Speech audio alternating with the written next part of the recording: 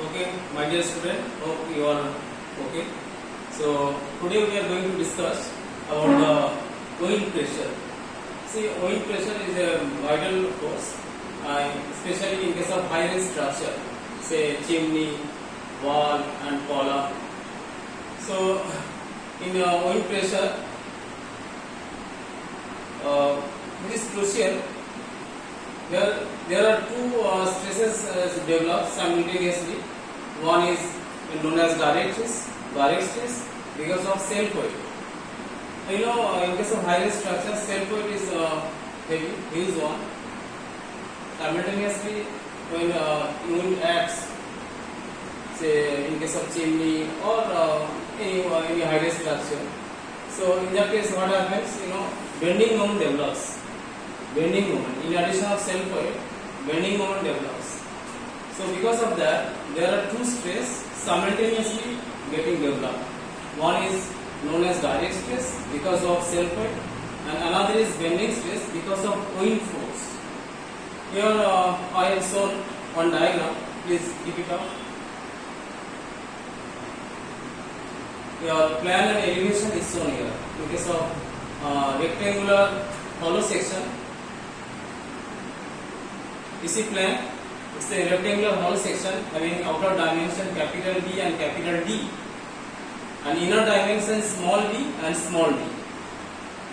You see the position of CG, and here I have assumed the wind is acting towards the C1 D1 phase. You see C1 D1 phase. And in elevation, it is shown by arrow. It is shown by arrow. See the dimension of the structure, and the height of the structure is capital H. So wind pressure I have assumed left to right, C1 D1 phase. The intensity of wind pressure is at the rate of PW kilonewton per meter square. So as I told you, there are two forces. One is load because of self weight. Now I have shown here how to calculate self weight. How to calculate self weight? How to calculate self weight? Yes. Here I have already written direct stress due to self weight. Sigma D. Sigma D is equal to P by A, where P is equal to compressive load due to self weight acting through CG of the section along the axis. The question is how to calculate the self weight of any structure. In general, we know what the self weight is equal to volume into unit weight of the material made of structure. So the J material the structure তৈরি হয়েছে সেটা unit weight. And how to calculate volume? We know that say net cross sectional area at the base into height of the structure. That's what volume. And here, as per the figure, we have shown the rectangular shape. That's why, according to the dimension, net cross section area at the base will be equal to capital BD minus small bd into height. Height indicates that we are into gamma A. So, if we use the data in this equation, we can have the value of P, which is compressive load due to self weight. And everything is here written. H is height of the structure and gamma m unit of the material made of structure in kilonewton per meter cube. A stands for net cross sectional area at base meter square. So once you know the value of P, now you just come here in this equation, sigma D. Sigma D is equal to P by A. And that will give you direct stress in kilonewton per meter square. Okay. Next we are going to discuss about the effect of wind force. As I told you, wind force is a vital force or crucial force, especially any high-rise structure. Now you see figure 2. Yes. In figure 2, I have shown the value of wind force because of wind pressure and the location of wind force. The question is how to calculate the wind force Fw, as I have shown here. Fw, please.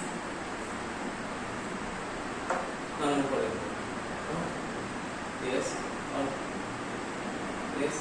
Yes. Next please. Yes.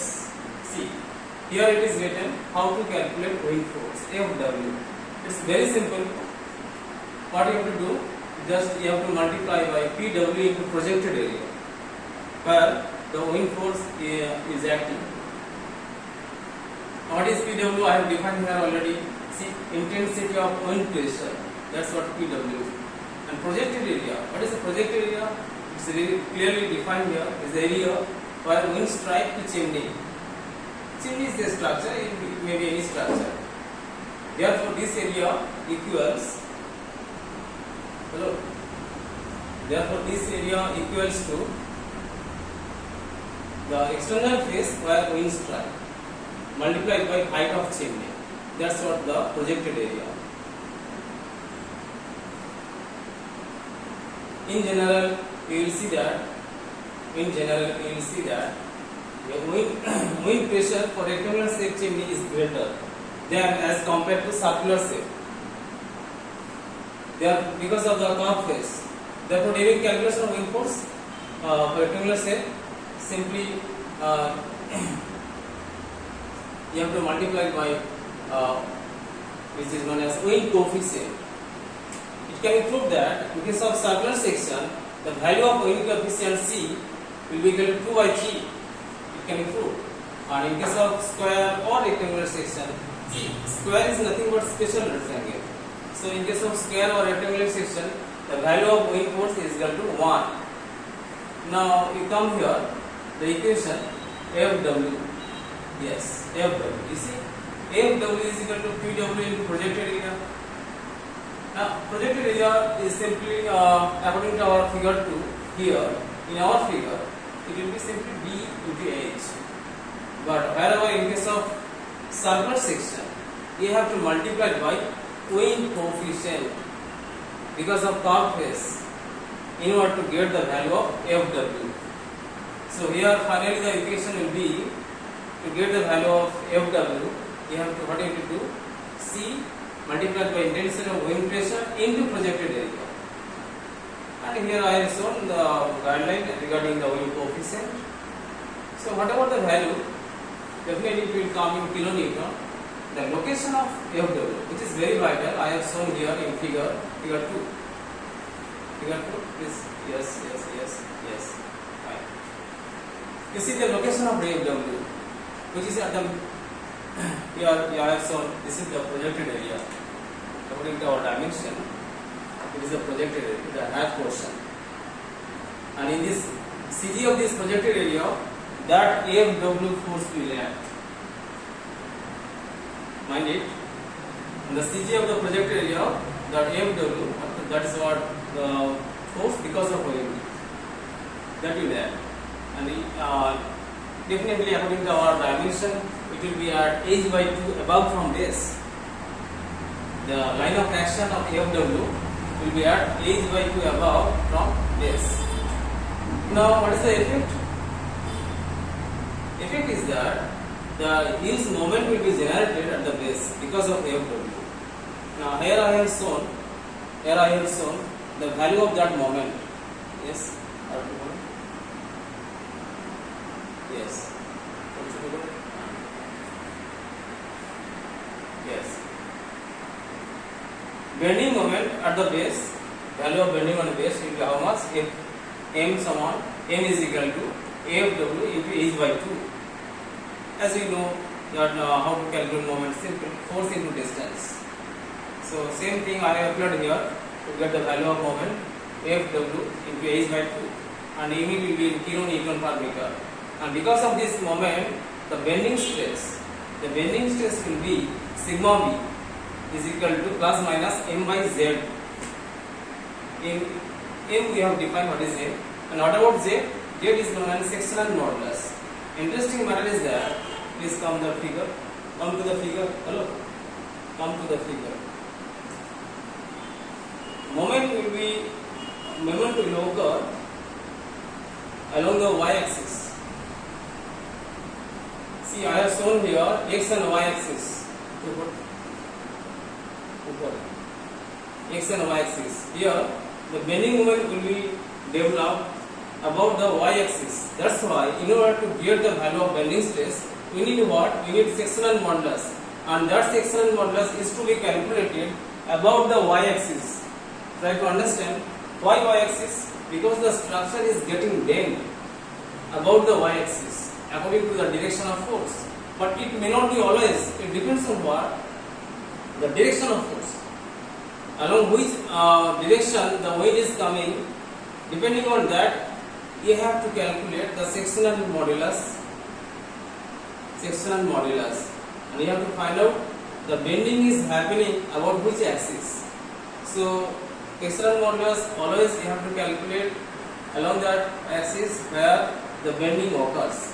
In our figure, according to our figure, the bending will occur about the y-axis. That's why we have calculated. That's why you have to calculate sectional modulus about the y-axis. Here I have shown.